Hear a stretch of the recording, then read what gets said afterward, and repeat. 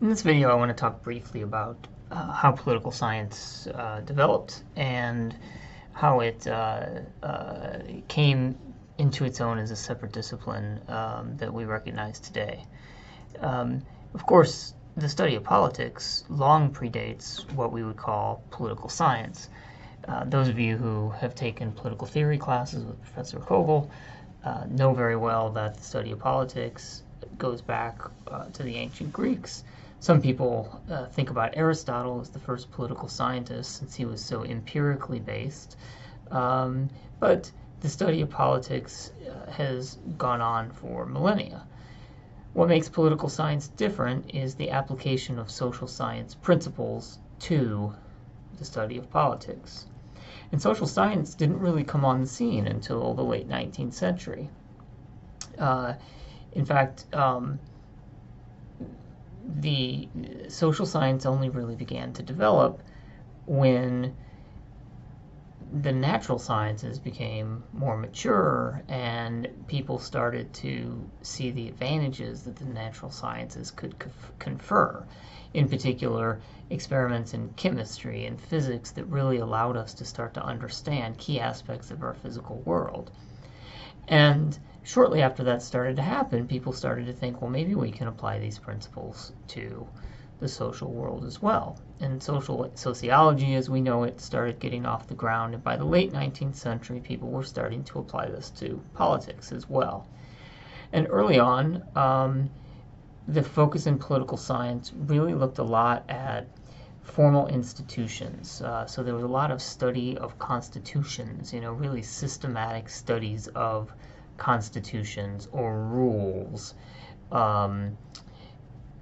And there was also a focus on how policy was carried out. So in the late 19th and early 20th century, there was a lot of focus on the administration of politics, the administration of public policy. This field of public administration kind of came into being in those days. And we started to see people like Woodrow Wilson and other people started to argue that if we could scientifically administer policies, we could sort of engineer society and we could improve society in key ways. But the focus was very much on rules and formal institutions. The other key thing that was happening in those early days, the late 19th and early 20th centuries, was that people started saying it's not good enough for us to just make claims and make arguments. We need to actually, if we're going to claim that the world works in a particular way, we need to actually verify it. And so if you thumb through early 20th century journal articles and things like that, you'll see some very early efforts to actually try to observe the world and verify or test whether claims they were making were true or not.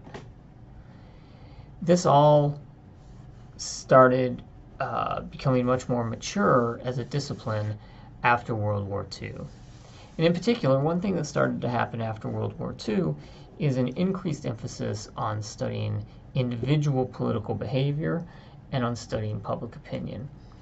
Now, this was aided by the advance in polling, public opinion polling. Scientific, randomly sampled public opinion polling really didn't come on the scene until about the late 1930s. And by the early 1950s, late 1940s, early 1950s, pollsters kind of had this down pretty well, and we could conduct those polls with some degree of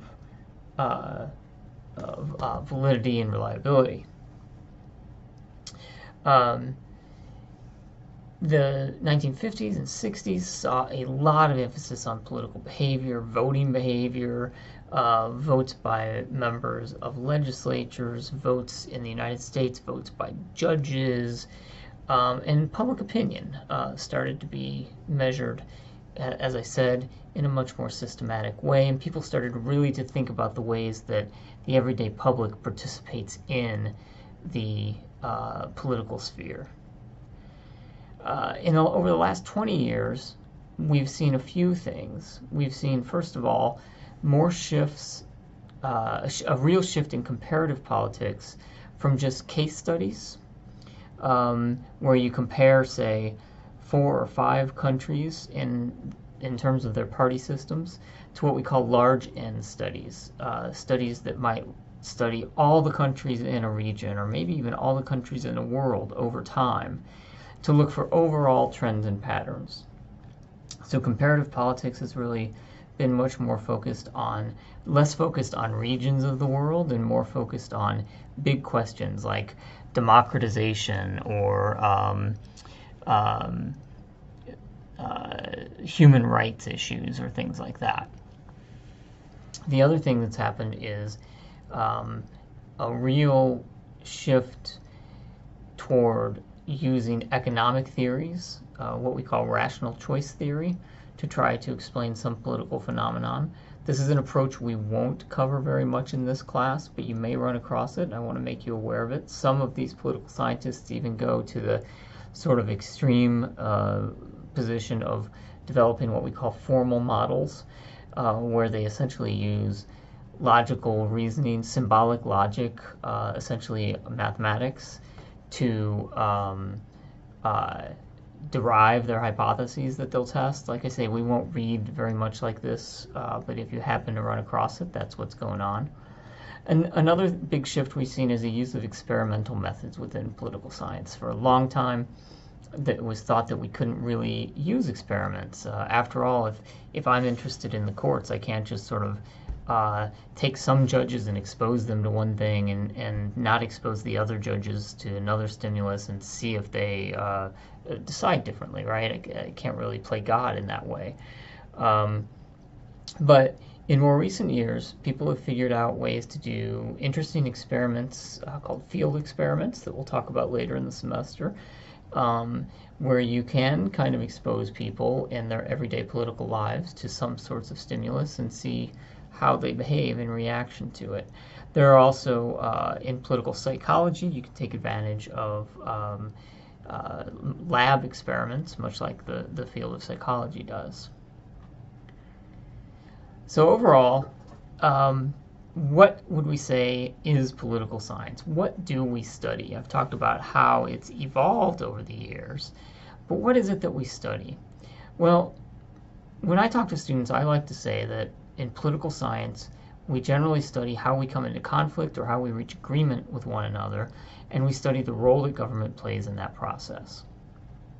Another author named Toshkov says that we can think of political science as a sort of triangle.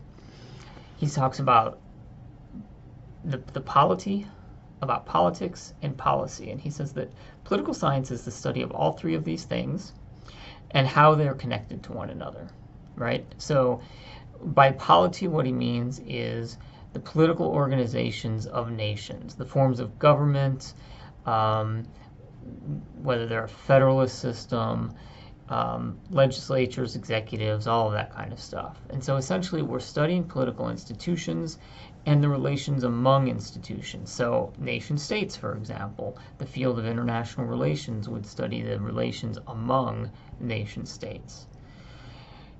When we talk about politics, he talked about how power is exercised within states and societies. In other words, how is it that we make decisions? How do we use that power? And what decisions do we make? And what influences those decisions that countries make? Or states make, or local governments make, or individuals make? How exactly do we make these decisions? And then finally, policy. How do we make policy? How do we implement policy? And how do we evaluate whether that policy is working? And this pretty well covers a lot of the key parts of political science. So this was a really quick video. Most of them will be a little bit longer than this. But this just gives you a little bit of reference for how we think of political science and sort of how we've gotten to where we are. In the next video, I'm going to talk in more detail about social science and what it means to be a social science. So basically, what is the science part of political science? That'll be up in the next video.